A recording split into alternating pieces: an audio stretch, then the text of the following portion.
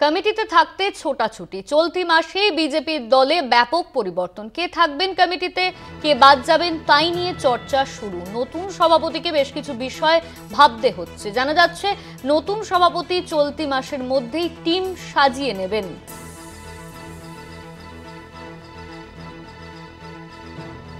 আমাদের সঙ্গে নিউজরুম থেকে সরাসরি রয়েছেন আমাদের বিশেষ প্রতিনিধি অঞ্জন রায়। অঞ্জন দা, কমিটিতে থাকতে ছোটাছুটি করা হচ্ছে, চলতি মাসেই বিজেপির দলে ব্যাপক পরিবর্তন, কি আপডেট রয়েছে এই নিয়ে? দেখো, প্রথমেই বলি যে বিজেপির গঠনতন্ত্র অনুসারে যে সভাপতি যখন যিনি হন তিনি মোটামুটি টিম সাজান, অর্থাৎ জেনারেল সেক্রেটারি কারা হবেন, বিভিন্ন কমিটির মাথায় কারা বসবেন, বিভিন্ন মোর্চার মাথায় কারা বসবেন, রাজ্য কমিটি তৈরি করার ক্ষেত্রে কাদের ভূমিকা থাকবে, এবং সাধারণত জেনারেল সেক্রেটারি অর্গানাইজেশন তিনি আরএসএস থেকে আসেন, তিনি আসার পর এবং সভাপতি মিলে এই পুরো বিষয়টা তৈরি করেন। কিন্তু মূলত নেতৃত্ব দেন বা মূলত কমিটিটা সাজান হচ্ছেন সভাপতি। এখন শ্রমিক ভট্টাচার্য নতুন সভাপতি হয়েছে, 10 মাস পর 9-10 মাস পর বিধানসভা নির্বাচন, ফলে স্বাভাবিকভাবে চলতি মাসে দ্রুত তা বিজেপি কমিটি তৈরি করে ফেলতে হবে শ্রমিক ভট্টাচার্যকে। এখন শ্রমিক ভট্টাচার্যকে কমিটি তৈরি করতে গেলে বেশ কিছু বিষয় মাথায় রাখতে হবে, কারণ একটা পুরনো নতুনদের মধ্যে ঐক্য করার কথা শ্রমিক ভট্টাচার্য বলেছেন। ফলে যেমনি পুরনোরা ফিরে আসবে, বহু পুরনো যারা এবার ফিরে আসবেন, তেমনি নতুনদেরও তিনি কিন্তু একটা জায়গা দেবেন। আমরা বিজেপি সূত্রে যেটা জানতে পাচ্ছি যে স্বাভাবিকভাবেই এটা একটা থাকে বিজেপির মতন দলের ক্ষেত্রে, যে কমিটিতে থাকার জন্য ছোটাছুটি শুরু করেন, একে ধরেন তাকে ধরেন, ফলে সেই প্রক্রিয়াটা কিন্তু কালকে রাজ্য সভাপতি ঘোষণা হওয়ার পর কিন্তু শুরু হয়ে গেছে। এখন আমরা যা জানতে পাচ্ছি অনেকেই বাদ যাবেন, বিশেষ করে জেনারেল সেক্রেটারি। সভাপতির পর সবচেয়ে শক্তিশালী জায়গা হচ্ছে বিজেপির জেনারেল সেক্রেটারি।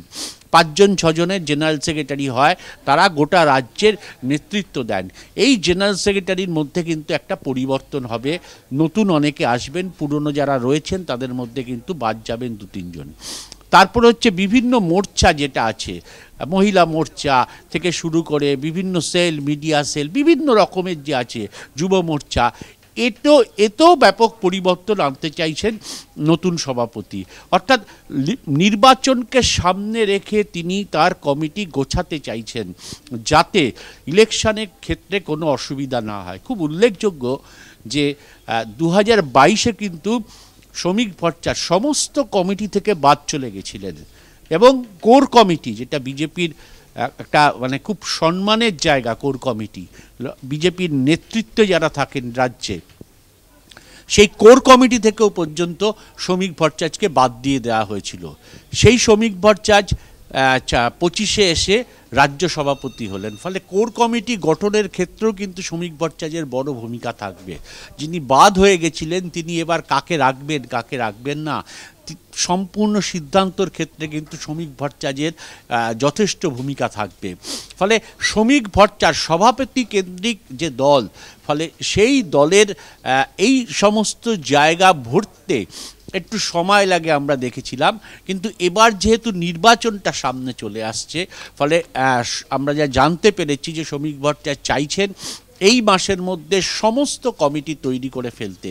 রাজ্যের কারা থাকবেন, মোর্চাতে কারা থাকবেন, জেনারেল সেক্রেটারি কারা হবেন, এবং বুঝতেই পারছো কিছু মানুষ তো চায় যে যারা চিরকাল বিভিন্ন কমিটিতে থাকতে চায়, ফলে স্বাভাবিকভাবেই তারা নেতাদের পেছনে ছোটাছুটি করছেন, তারাও শ্রমিক ভট্টাচার্যের পেছনেও ছোটাছুটি করছেন। কিন্তু দেখার এবং উল্লেখযোগ্য, হারিয়ে যাওয়া বিজেপির যেসব কর্মীরা বহু বছর ধরে মার খেয়েছেন, বহু বছর ধরে বিজেপিটা করেছেন, তখন এই বিজেপি ছিল না, তারা যেভাবে হারিয়ে গেছেন, শ্রমিক ভট্টাচার্য কিন্তু এবার তাদের বিরাট গুরুত্ব দেবেন। অর্থাৎ পুরনো দিনের কর্মীদেরকে ফিরিয়ে নিয়ে আসার ক্ষেত্রে তিনি চোখের সামনে 4 দশক 40-42 বছর ধরে এই বিজেপিটাকে দেখেছেন, বিজেপি, জনসংঘ, আরএসএসকে দেখেছেন। ফলে তাদেরকে ফিরিয়ে নিয়ে আসার ক্ষেত্রে জেলায় জেলায় এবং রাজ্য স্তরে ফিরিয়ে নিয়ে আসার ক্ষেত্রে যোগ্যতা ভিত্তিক তাদেরকে তিনি ভীষণভাবে গুরুত্ব দেবেন।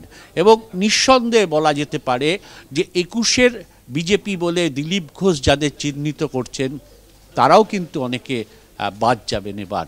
ফলে একটা নতুন পুরনো একটা মিশ্রণ করেই এই নতুন কমিটি তৈরি হবে। আমরা যা জানতে পারছি যে চেষ্টা করা হচ্ছে চলতি মাসের মধ্যেই এই কাজগুলো সেরে ফেলতে। নতুন সভাপতি এমনটাই চাইছেন, আমাদের সঙ্গে আমরা কথা বলেছিলাম, সেই কথার ভিত্তিতে মনে হচ্ছে যে এই মাসের মধ্যে সব কাজ তিনি সেরে ফেলে নির্বাচনে ঝাঁপিয়ে পড়তে চাইছেন। ধন্যবাদ অঞ্জন দা। আমাদের সঙ্গে সরাসরি নিউজ রুম থেকে ছিলেন আমাদের বিশেষ প্রতিনিধি অঞ্জন।